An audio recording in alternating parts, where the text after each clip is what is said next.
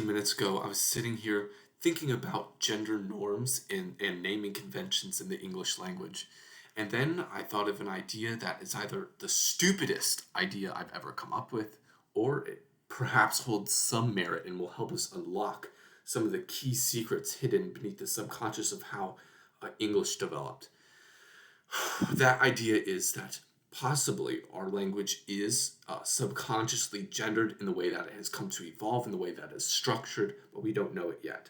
The reason that I think this, first of all, is because French was a gendered language, and obviously about a third of our words from French, and even though German seemingly doesn't have anything to do with that, I still doubt that because there are naming conventions back then and to the modern day, based on the Bible, based on local pronunciations, based on Celtic populations, Britain, Anglo-Saxon populations.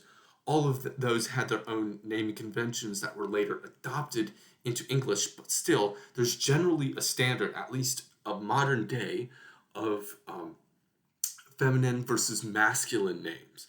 So my idea was that if we take all the words that we know to be somewhat gendered, right, that we can kind of attribute a gender to, right? For example, like John is a male name, or Angela is a female name, and then we split that into each syllable, into each consonant and vowel, and we take an algorithm and analyze all of these words, break them into each individual piece, and then using that, look at the language as a whole and see if there are any consistencies there, and see if there is intrinsically gendered language within English. If we can determine that, given the syllables that are consistent with masculine or feminine names, and the sounds, the consonants and vowels that are also consistent with masculine and feminine,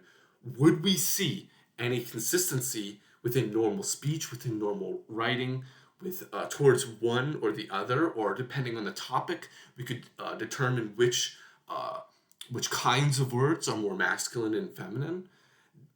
This could potentially unlock a ton about not only the hidden secrets of English, but also the psyche of people uh, who who were speaking English throughout the entire centuries. We can see how English changed. We can see how gendered perceptions changed, and so potentially this idea has a lot of weight. So perhaps I will get into this. I'm recording this at 8:45 p.m. on February 20th of 2026. I might be able to do something with this. I don't know. I just thought of this idea randomly, and I might be able to do something with it, but that's all I have for now.